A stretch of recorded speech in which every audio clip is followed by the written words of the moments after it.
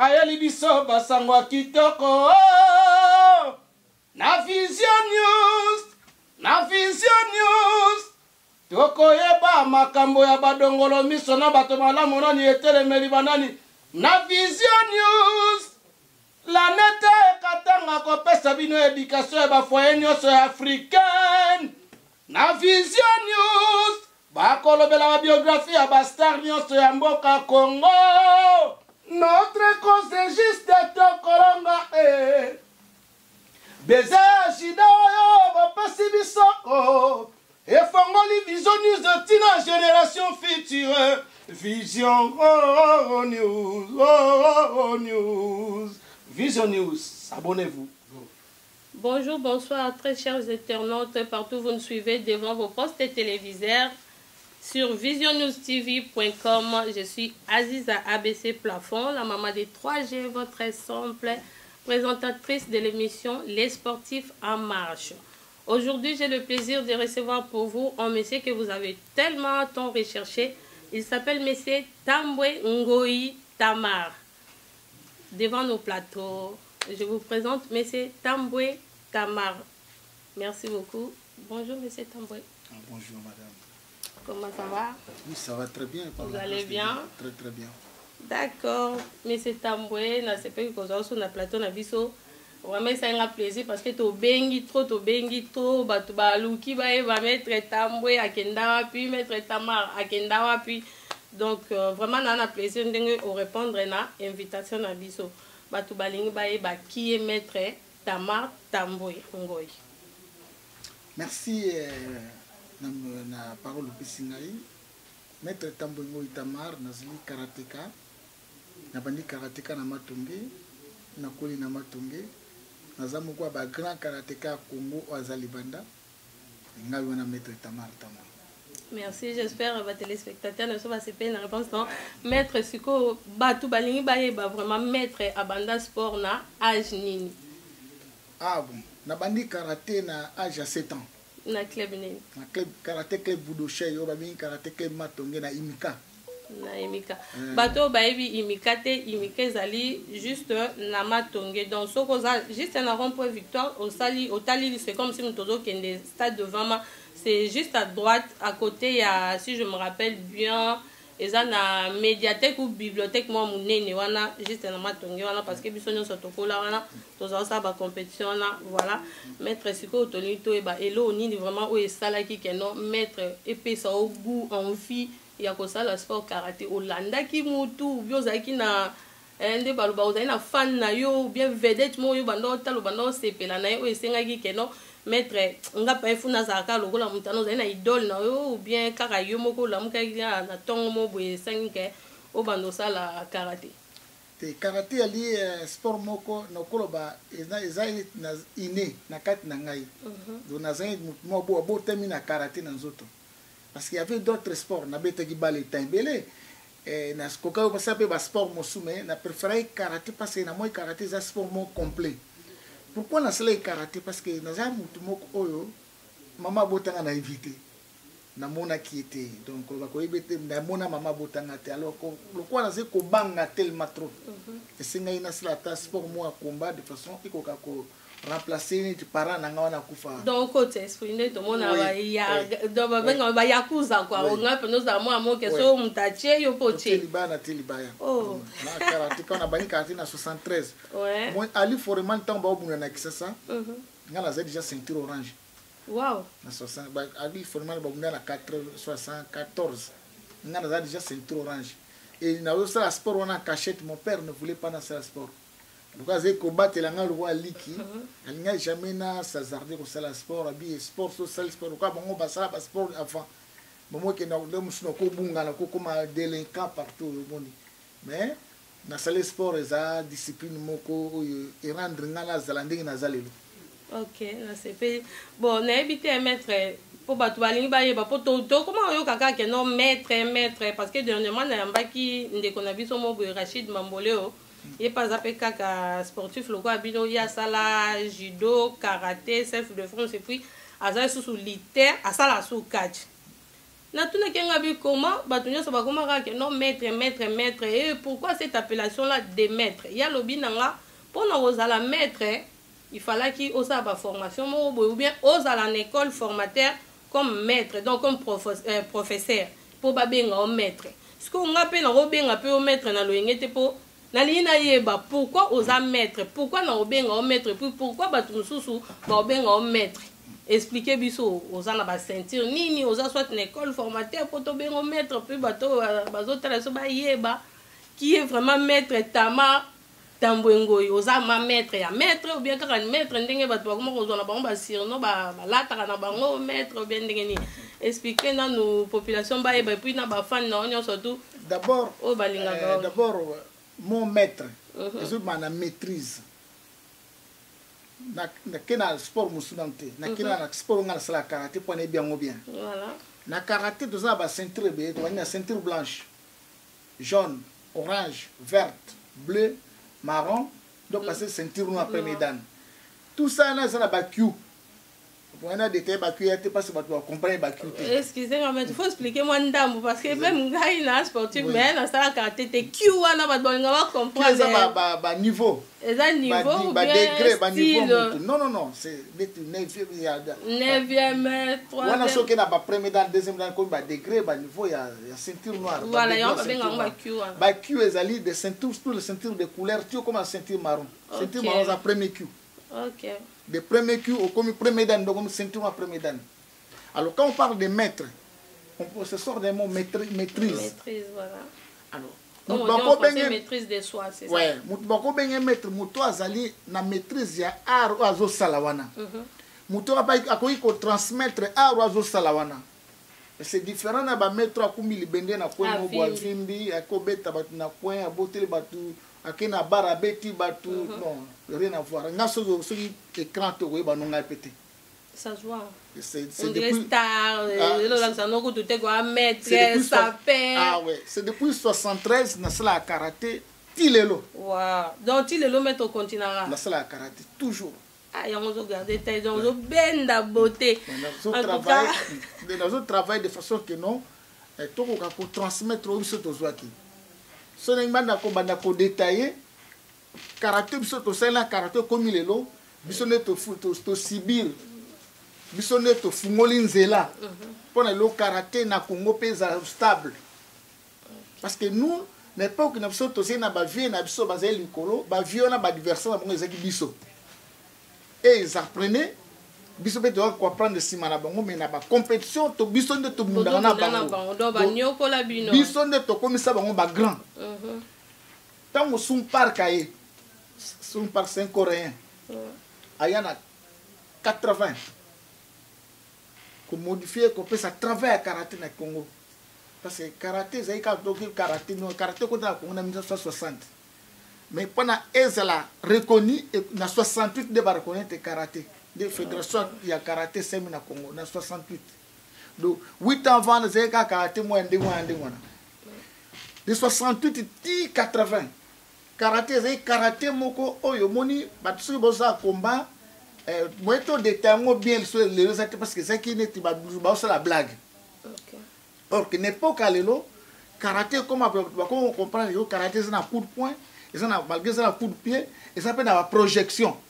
Vous savez nous on a subi ça. Or que tant on part cahier pour na a pesa bakura karaté na biso toze ba jeune biso to apprendre ngo bien ensemble na ba vie na biso nous so no tant ba comme ba vie on sosima to apprendre ti bango ba beta ka biso to longoli 100 fois ya ba beta biso na mokili na balabala pona ba vie ona bango bazoza biso ti ba maki wana na bango attends to koli biso to koma ba vrai adversaire pardon maître bato bazoluka baye ba makiwara eza loka ba adversaire ya ba instrument ko s'entraîner nango ya ko s'entraîner dans sac ya obeta ouais donc bango ba maître wana bazoi bino loka ba sac na bango tellement bazanga ba adversaire ya génération na bango oui na pour na bango bazina ba karatéka pena tellement trotté je parle de bons karatéka na boy kota karatéka c'est maintenant parce qu'il y a des maîtres quoi il y a tel entraînement na kwemo basa karaté mon entraînement na quartier na bango ça grand maître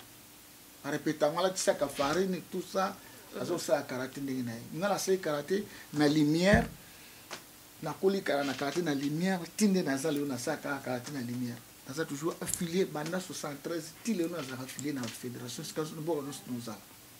Ok, mais tu as pendant ta félicité. Est-ce que tu as fait ça de 73 au bateau, bah éviter net bateau, bah sur la Congo 73 et nous là ça 73. Donc de 1973 jusqu'à 1980, vous avez qui na ceinture nini et puis au Bundé ba compétition nini et puis na 73 jusqu'à 80 au comment na âge ni. De 73 tito comme à 80, ça fait 7 ans. Na 7 ans on a karaté na kisasa ezai batu bazosala karaté bazobuna karaté ya système ya garde oyo babingo garde américaine lelo ça n'existe pas. C'est karaté na linga kolobela ngote parce que eza na ba défaut ebele. Mais depuis parc aya na Congo, parc aya na 79 fin 79 80 des karaté sont na garde ya compétition oyo. Depuis garde ya compétition premier combat na bunda na Yolo Sid en 1980 na bunda na Yolo Sid na un ami comme ça Richard mais à tika karaté c'est comme ça parce que c'est un des grands karatékas. La même 80 to comme bunda na bata Sangol ya maître Tété Baudry parce que to kutana ba eluku c'est un ami akufa na makambo ya do bato bazai nexus époque ba ibi ado makola la président mo ya matonge serimo boya zai na problème à sonas alors bato bazo protéger na ado ko kima ba beta mo masasa kufa ko mona eluku bisoto bunana ba eluku to bunana ba eluku ba chimbalanga ba chimpaka ce sont des wala ba karatéka matete. Donc cette connaissance na batu nyoso wana malgré biso ki na fédération mais on trouve na ba combat vedette alibanda to ko bunana ba karatéka molimo club ya fait dokis de façon toujours expérience à travail.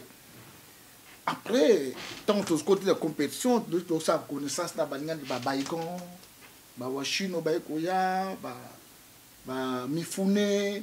Ce sont déjà tout banu ko buna mon pas sur de la compétition na 1980 na salle d'Iso. Salle d'Iso, nous croyons qu'angami to buna na salle du 24. Est-ce que tout ça compétition wana? Après, nous comme na Kasavu buona na ils sont des anciens combattants, ils sont au bungi karaté na balabala te. C'est pour cela que nous avons ça à karaté, nous avons ça à n'importe quel sport, faut avoir toujours affilié. C'est lui qui est affilié dans ça contrôlé. Parce que beaucoup de gens, à partir de l'affiliation à la fédération Ngolo, au moins la motoisa bien éduqué. Maintenant, ba vie na musu tanga kombote musu basi bakufa azalaki affilié na biso ensemble baninga musu batoza bango basalama ba désordre na kati ya ba fédération bazo ba problème sérieux na utanga bakomba ba vie na ngate musu bakufa abebeta kakato na table officielle ba est-ce que la mona que na vie na ngai même na vie à mokili bien na sport faut que ça vraiment na discipline. C'est un des plus grands karatékas na Congo. Ma beta table na table officielle à l'Obama bena ba juge tout bazala wana. Ba suspendai à vie. Wow, donc des années comme ça sous ça. Ba suspendai na kisasa ba suspendai à vie ko bunda sous compétition monté. Ma ko bunda ba combat vedette na balabala tout sous kalongo vie na ko famille a perdu ko bonde wana. Donc quand on nous dit que ça discipliné, ça nous amène à être grand.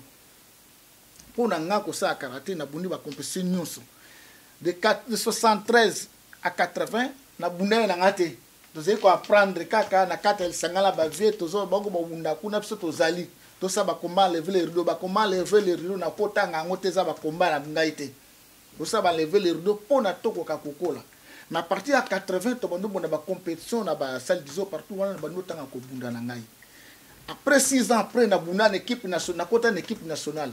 Parce que wana basominga na chimo service à mettre botolo personnel asominga na chimo na longwe na matungi siko mo buna na compte chimo service club mo chimo makansi chimo service ezaki na commune ezaki na zone Kisasa to centrement à place de la voie du Zaïre. OK terrain mo handball les ala wana. Après tant on a côté na chimo service na eu chance ya kubima champion de Kinshasa na eu chance ya kokota na sélection na eu chance ya ko voyager au Kenya Angola première fois to voyager en équipe nationale to kino buna na Angola Maître, s'il te plaît, na non parce que aux hommes maman ça musique pena ba téléspectateur ba limba yeba parce que comme on a maître na so boyo on est ka boga mais est-ce qu'on a combo ba bandol ka ba yeba pourquoi za combo na ya esma b on peut expliquer non ba to esma b wana pona nini po déjà zo la ça que mabe mo boeza na c'est que mabe mo boe côté qui quelque part donc ya moi maître yo ko zo combo na ya esma b wana donc on peut expliquer non nous ba fan na so ba pourquoi esma b wana esma be ali comme omogo na zongo na ciné bingo bana yolo ba bi ciné bingo ezali ciné ya maître bingo maître toro ato bunana bata sangol club ya maître Tété Baudry un des plus grands karatéka na Congo maître Baudry na kata club na zena karatéka moko mono esma be ba za club mona master nga o na ni mangwa undengi wana Jacques oh il est pas un sportif Bengala bana Jacques zera ba 70 faut ça na karaté to bungala a kota théâtre tango toke no bunana 24 nda mona guya utala bangadia ja ba to théâtre ya minzoto wela déjà ka koma mama c'est un des grands karatéka aussi téléspectateur boyo ka ba c'est que bima maître mangwa ou donc aza maître kara acteur comédien te aza pena maître donc yakuza maestro karatéka donc maître na luka pe sous maître mangwa alors to bunda na club na bango donc bato club na bango sangol baza bango bato sangol la matete parce que baza la master moko no mona chimbalanga aza ba binga esmabe donc ye esmabe esprit mabe ngasko dans la gagner na pété nyonso basenga non bana lelo esma be kominde yo donc kombo na ngwe chikale panda ba be yanga esma be mais ko mono zalo mtema mabete zaka parce que betaki esma be wana toi l'esprit parce que ba kombo msusu elanda ke maître tamo mona pe ke mutema pe amabe donc soko zu muninga na opena donc il faut là donc mutema mabe pene kotaka na bagarre na bina ba la te na bina musala na biso na kata tatami biso za nekila to polati. Voilà, donc faut beto côté c'est pas ma bé voilà. Te mesko to ko bete a boma mutu te ko boma pe mutu to ça a besoin partenaire ou toujours. Donc faut na bot na battre la payer de façon que non lobby kuna to ça a besoin na il sous. OK. Bon, à part wana depuis 90 après on continue qui sous ba compétition en Europe. Ah ouais, à part ndingo longwa ki Angola, on continue pas. Non Angola na bana na 86. Toko buna une équipe nationale à Zaïre Léopard. Oui. Toké na Angola. Bangola ba organiser une compétition mo. Ba français bazala ikuna. Bangolais biso ba brésilien ba to Congo Brazza ba gabonais. Premier combat là qui France Zaïre biso. Équipe de France c'est là qui dirigé la maître Serge Chouraki. Chouraki le na France azali 9e dan, numéro 1 à karaté na France awa. Mais pourquoi na laki entraîneur national bango. Biso entraîneur national so to kene zamen maître Ken Nzengele. To zani awa poto awa. To koma una c'est première photo bunana mindele. Mais to beta ba français 5-0. Wow. To une équipe to zaki Makila akufa, wa Chino akufa, Kibada azawa na Lyon. Ngamo nazali wana déchappé à kufa. Mais tout ça qui m'a belé au tokino bunda to gagner ba français déjà dans la 86. Tant to zongi. Ba possible so ba grade honorifique il y a deuxième dan na 86. To connaît travail na biso et comme on sait que na vie pe photo lu ga ndenge to vivre. Senga na bunda combat moko finalement challenge papa Diomi na bunda na maître Mbombo wa Chino. Alors bakonzi bazali na époque ba mona travail na ngai na gagné ki ndeko na ngana vraiment pe asona meska zali passer un des grands mais na lisono là il y a toujours un gagnant. Alors après sanga musala mona musana ki fungola nga ba porte belé na kina ba stage na Corée du Sud na kina na ba yoyogi na Japon na tambol monde entier na karaté. Pona musala zaki na ngozi musala bien et on se na apprenant partout na tambola monde entier na ba pe ko transmettre ngona bande ko ya ngai zomona mais karaté dans ma vie ezali une personne mon bazana na kati nanga. OK. Merci maître. Est-ce que par rapport à parcours nous surtout expliquer biso na lina yeba au sala club mobo na Congo ou bien en Europe au sala club ou bien aux ana idée au sala ngo ou bien ndenge ni po expliquer non ba tunyo so bazolanda biso. Bon, ko pona ko sala na zo un pas en arrière na kisa na bimsa karateka moko comme on Serge Kabsai na moi que non na c'est vraiment très utile na club na Chimo Makansi et puis mettre na que na funa bima linga ite na sali karateka mona ko pesa mettre tester karateka wa tester mais na zo mona ba train na o na kati na ye et puis na tikeli mona oyo po nga na obima na bimi tongo na bimi na se retrouver na pesa la police na Angola entraînement na pesa équipe nationale ya Angola en karaté na karaté ka on apprend na Congo na pesa équipe nationale ya Angola en karaté ba ngo ba kumanga na Rio ba ngo ba kumanga na Johannesburg ba kumanga na Harare après na ina poto na tikali na poto tango na poto a boye na bane na lokwa zena mutute na famille na biso muteli boso ya poto zanga vous comprenez pangala zana mwana soda père na nga soda auzwa mbongo futu ya mikili koma ti azwa pension na ye ngala ya poto na ki cherche na komia na poto lokwa zena mutute na Paris na se retrouver na Sedan za vers nord kuna na kuda Sedan kuna kutaki un grand champion boxe Joe Silvangi il est fait un judoka Uchimata judoka na kuta judo boxeur kuna Kifle Kifle na kuta Kifle na Sedan Kifle c'est mon jeune frère kuna Kifle na Sedan après na kene ko s'entraîner kuna na club mo ya Dominique Valera ils sont entraînés par Omar Talbi. Nous travaillons pour nous. Nous avons une licence. Nous avons une licence en tant que français.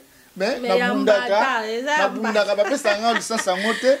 Jusqu'à ce que nous se retrouvions avec Christophe Pina. Excusez-moi, maître. Bateau Tanguana Kifle, bateau Nonyo Okutai, on a Sedan, on a Baza, quand on a contact. Kifle, tu sais, en Belgique, Kifle, tu sais, contact, Uchimatas, contact, tu bien souvent. Après, tant on a l'ongé na Sedan, na Zoumi, na région parisienne, mais avant de l'ongé Sedan, na Bounei, na Christophe Pina, na compétition à faire plaisir na Sedan et na Reims. Neba na ngata champion du monde ou pas nebi na ngati na multa karateka mo abeta ka jambe barrière na vitesse trop que biso to buna na jambe barrière c'est impossible jambe barrière pe mo toucher nga pe zelati na tie bilo na ye na zo trophée na ye ya faire plein na ndako na so côté na tika nga na si ah oui pour na prouver que non la Congo ba karaté ba forma ka biso ya bien parce que partout na centre na partout na les cas ba singa mais oh ko karaté na bina Congo. C'est comme une idée pour la maman Kansani, Congo, ils ont beaucoup de footy ou quoi que ce soit, donc tu es bien l'autre. Ok, bah, sportif à solo, pendant baza année qu'on a. Monica Bastin, bah, c'est l'absolu d'embargo, tina magamba bambou, bassin magambonus, tina sport. Obi qu'un sportif, un karatéka congolais, à ça bien formé, toboy ba karatéka pe yawate, à ça bien formé, mais au moment où on a ceinture noire, deuxième, troisième, quatrième dan, aïe, nous obligés, pour qu'on a ceinture marron, or ça a 3 ans, puis ça 3 licences, pour ça teste la première dan, pour qu'on ça la demande pour la homologation de grade na tout ça, et ben ça diminue toujours, mais c'est pas grave. Donc ça adapte à nous toujours parce que tant que bah to lingi art na biso to nito pour progresser na art wana. Et ça art moko to kotika ngoto biso photo misaka mitu parce que na sima la biso tous les Congolais tout ba ndenge na ndenge faut ba karaté wana bien. Parce que to biso na poto to prouver que non karaté na biso tout dans na Congo na ya wa karaté bonda ma monde entier. Et puis na karaté to yebi ebele. Bo yebi que photo ça le pe fort biso pe to kota na ba circuit nyonso bango bazala kana ba arbitrage photo ma ba ta ba maître va bo pas arbitre kuna to ba biloko nyonso photo sala de façon biso peto koma na égalité mona bango para musala ba bi ke biso za musala bien. Merci maître pour la réponse. Maître, est-ce qu'on a une question mon alina tout non par rapport on est na tout nyonga lobi ba tout ba comment ko benga ba appellation ya ba maître. Aussi que pour être maître ezobim ça déjà moment que maîtrise. Donc ça veut dire que non, il faut avoir maîtrise en toi-même. Tu vois.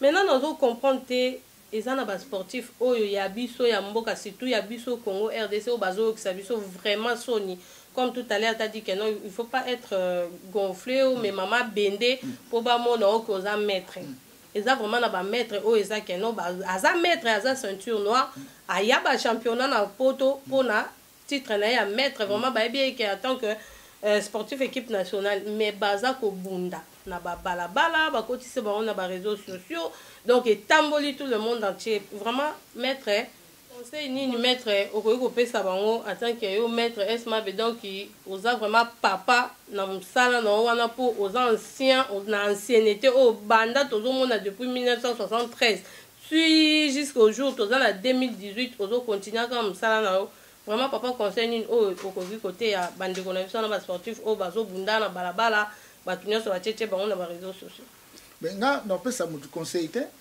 déjà ezolakisa mutu ke soki moni mutu amibengi maître akobunda na balabala c'est que akosa azaka nde maître te aza na maîtrise te babi maître aza mutu a maîtrise oyo akoka kotransmettre ngala okomanga lokoki kosala sport temps ebele boye nayebi mwa mingi boye nakonolakisa mutu na balabala omoi bato mpe bato bazalaki diba soki omoi ekutani na sportif abeti yo kuyaka na se wana et maître pardon au comprendre nga question te eza sportif na koloba ni na civil te to benga bango civil bien aziri dans le sens o asala sport te baza ba maître bango mibale ba athlète bazo bunda je sais pas donc tous les deux sportifs ye kuna so pe judoka o msu pe soki judoka ou karatéka ye pe karatéka bazo bunda combat de riz ya balabala et il y a des gens au bazo filmer bango te quand même ata yo moko vraiment au moins te ke sport ango tina ngo zal soute komanga loko sa sport so lingo bunda ba fédération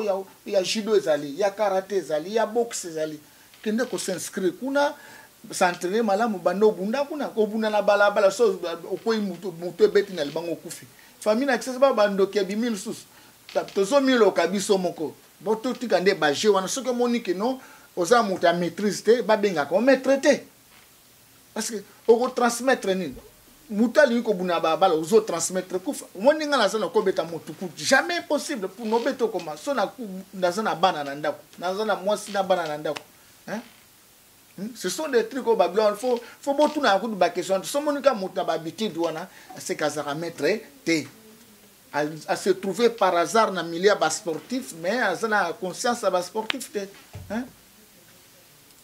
Merci maître. Là maintenant na linga na eba.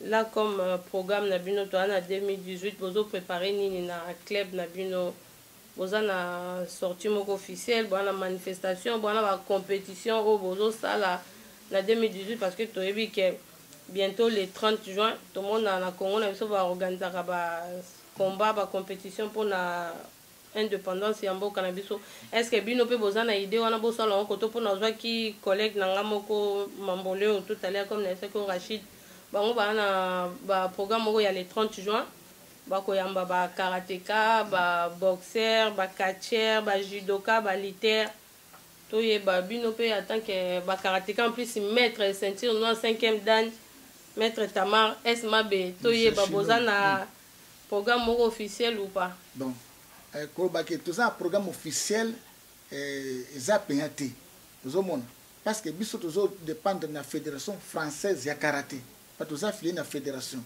mais na cadre et association na biso na cadre association que tous en quatre club diaspora karaté et affiliés na nouveau monde dans une manifestation à préparer pour tout ça en instinct auto bengisi ba boxeur ba judoka ba catcher ba karatéka on a de façon tout ça milulu de façon ezelo comme il y a récite pour na mboka na biso au moins c'est qu'on coordonne les 30 jours indépendance en mboka na biso moi on tout c'est loko moi ndingo na mais ko ba ke to préparer loko mongo pour le 30 juin na cadre fédération te na cadre d'association de tozali ko bengisa batu baya to c'est loko mongo kuna pona mbogo lokumu mboka na biso mon. Merci maître. Na linga na tuna dernière question o wane zo ta par rapport yanga moko ko ndenge bo sala ba manifestation na ya le 30 juin par rapport ya ba sportif na biso pe bazaki ba maître loko la yo maître makelele na bosan komone o to tika biso za pe karatéka bah un an si je me trompe pas ou 2 ans au les gars 2 ans bokanisa mpe eloko moko par rapport ndenge bosala bakomba wana bokanisa mpe keno boke kotikela ye flair en tant que sportif et puis eza lisusu na maître na biso moko akufa ya judoka na mboka oyo na montre la jolie maître Kapata, c'était mon grand frère ye azalaki judoka. Est ce que bozopense mpe lisusu ya korendre ye na demeure na ye mpo botika baflair na bapierre tombale na ye ou bien eza ndenge nini? Ntango oselendi ja na nkombo ya Jim Makelele traitement naoki su motema esala parce que mpo vi akufi na maboko na biso moni ça c'est wana vie na biso akufa nzela akufelaki aza na rendez-vous na karateka mo mpona koprepare karateka wana mpona ngai naki nobunda na Kisasa na maître Oshuna akufa na Kisasa. Alors 2 ans ya mort na ye ekokisamaki na mars awa. Mais bon, tout le monde décidé de c'est vraiment faut tout faire bien, tout s'organiser, tout s'organiser malam pour na sala pour visiter les botanaye, côté à fleurs tout ça. Donc on est grand boité parce que il faut d'abord qu'on écoute na famille ko ba osola bien parce que makambo batu makambo kora batu mutakufi ba ko lo bango boité hein. C'est pour ça qu'on t'a na garder silence mais on a c'est un de nos grands. Mais bon, nous avons bien que nous connaissons aussi. D'accord. Ouais, donc comment j'étais dans ce maître dans ces pays vraiment. Qu'au conseil ni yo koki kopé ça na bas sportif nion surtout il y a monde entier sportif donc quand je dis les sportifs donc tous les sportifs ensemble les militaires, les catcheurs, les karatékas, les judokas, les basketteurs ou les basketteuses donc tous les sportifs au monde surtout la diaspora nationale congolais conseil ni yo koki kopé ça bon. Conseil no kopé ça bala mai tout tangi wana singa tous à la série tous affiliés na ba fédération surtout za série vraiment to progresser mais surtout bito tika kana ba système à ghetto moi to tourner en rond plutôt comme ça ba désordre partout.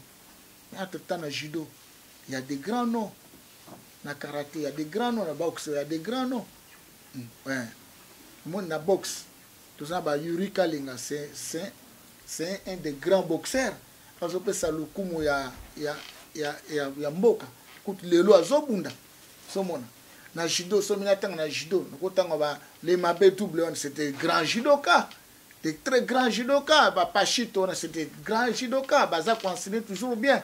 So il y a un catch, bazé belé, la catch bazé bien. Notamment na karaté, tout ça, dias karaté. Est-ce que ce mot Tozali, Nadia Skarate, Nazana Eva Zakuna, c'est 4 fois champion d'Europe. Nazana Kevin Ijessa, Kaza 2 fois champion d'Europe. Mikolo Aza champion de France et champion d'Europe. Nazana Robert Diaka, Nazana Gigi Tonono, Nazana Marius, Nazana même na Marjorie, Nazana Brady. Ce sont des karatékas Oyo. Dans les jours à venir, on va bouger parce que dans mon travail, c'est le Makuna, mon avis vraiment bravo Nadia Karaté. Merci maître, comme nous sommes souka. Et ça na tant na baki na oyamba maître Tamar Tambongoi. Et ça na garçon moko, aza musicien, ya biso ya Congo RDC, DJ Ray, Hervé, aza mwana ngoto, ye moi mi benga ngoto mabele mame. Aba na nga soko yambi maître.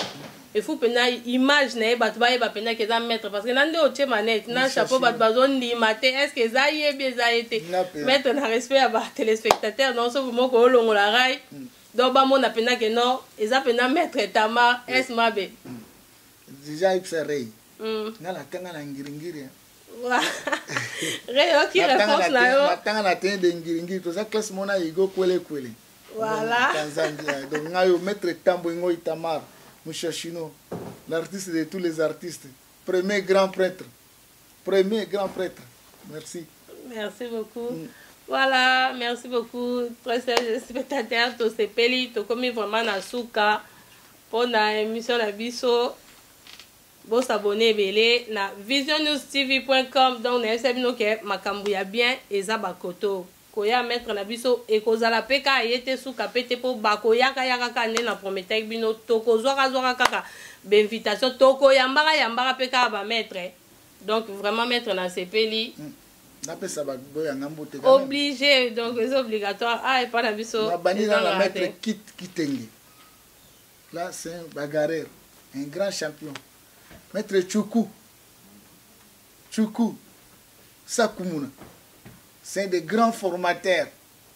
Mais c'est quand même Mère Mado. Mère Mado Toumba. On a mère des mères. Mère supérieure na Palestine. Maman ya Jason na Bradina Marjorie. Maman ya yo pe angwana de ma part. Et puis c'est Eva. Evaris Omana. Un des grands champions. Ce gars a tatami mouté malangé. Fan à calme. Ce sont des gens à mettre nono. Il faut même la texte qui ont beauté. Le texte qui ont beauté, firmer, Moussa, et les autres. C'est bon, beauté, quand même, on dit Moussa, tout le monde dans le club Lafayette, vraiment, Zamba Pambola, on a le bon. Merci, Nzamba Pambola, peut mettre la chose. Et derrière la caméra, tout le monde a bon, Edgar Mokondi, oh, ça, qui a visibilité, n'a pas image qui toko. Et ça, on a site, il y a Vision News TV, boss abonné, belé, sans oublier Lanette Katanga, Oazali, présentatrice, Nabiso, il y a émission Nabiso socio-culturelle. Na pesi ba mote belé, na IMA Code Mondial, il y a Willy Moucheni avec Fondation Willy Moucheni. Na posa ni société, na pesi Bana Delta, nyo surtout Mbote, Bana Delta Mbote, sans oublier Bana les 10, Club les 10. Bonne guérison, maître Siala Alino, na bosente bana rangai, Gradissa Makengo, Glodini Makengo, Grâce Matondo Bitwisi là. Donc il y a Berthe, na bosente na musika, wana belle-sœur nanga. Donc il y a Doudou Makengo, donc Berthe Oza a de Caire, famille Mpongo nyo surtout, Bambo Tebele. Donc il y a Bino, Aziza ABC yo. Trésor Matadien. Vraiment, on a passé secrétaire sur Guigui Tonono, Fambo Tebele. Vraiment, on a signé bateau bazana bana. Club à Mounenza Dias Karate, Boya, Bokomona Mamoueli, Dojo Zanastin. Pemben à clinique l'Estrée, la gymnase Mounenza Liona. Vraiment, travail à solo à professionnel. Boya la bana ebele, de façon relève, comme surtout on a préparé un musico. Na diaspora karaté RDC. Vraiment, que Dieu vous bénisse. Sans que vous soyez maître Ken Zengele, maître Kankou Yoshitaga. Kankou Yoshitaga, ça vient de s'entraîner en 76. Si le lot pas ça. On a 6e dan awa. Hey! Ken Zengele pas allé à Oboya, mais même son entraîneur national. Il peut foutre. Maître c'est Badia Lungana. Il y a bango bazaba toyo, bakosif esprit à bagarre wana. Pour la biso tokola lelo boto kuma ba monstre na bagarre. Fallait base ba Ken Zengele ba tabalo ba lakisa biso musala. Yango na pesi ba on Mbote, na pesi Doudou Malanga, un des grands karatéka Mbote, na pesi Susu Willy Ombolo, azana Liège, un des grands karatéka, na pesi Susu Eric Mobia, azana Brésil. Ça c'est ba compagnon de lutte to travailler na bango. Ba Limba bo Louis XIV, ba Lazi. Bon, Nzambe vraiment apambola biso nyonso. Allez, bye. Abonnez-vous na visionnewstv.com. Donc, chaîne Nabiso Kitoko, OEP Sarabino, information à la source, à la page. Donc, Nyonso ya Kitoko, Ezakoto, na Ligimbino Mingi. Bisous, bye.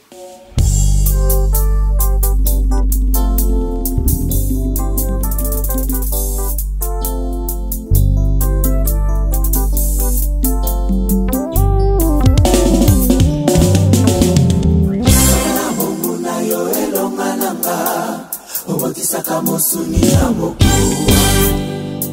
Mona likinga na yo tochema banzo polilo banayo ezali yo amene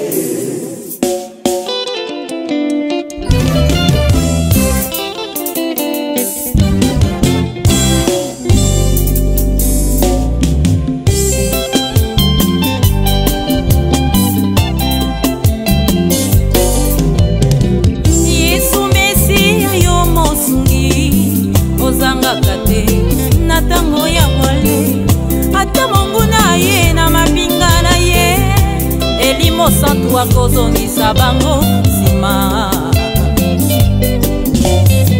Yesu yosilisaka baposa ya mokili atako pasi eluti bandokoleke bale bilaka na yo kaka nde nakosimba kozanga to mpe bomengo Yesu nakobila Yesu yosilisaka baposa ya mokili atako pasi eluti bandokoleke bale bilaka na yo kaka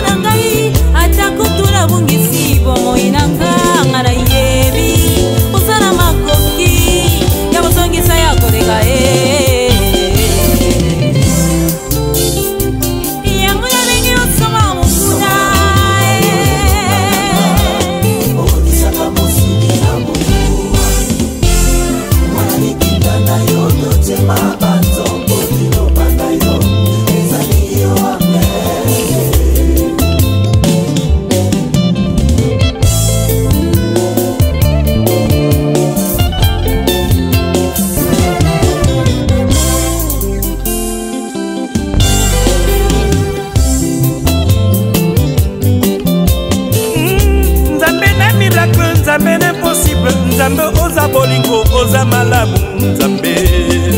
Tu as vaincu la mort, tu as vaincu Satan. Pe opesi biso makasi ya kolonga monguna na nseye. Tobokisaka misuni na mikuwa, osekwisaka bayeba kufaka na ye. Kino lelo yo ozali kosala kati na biso bato ye.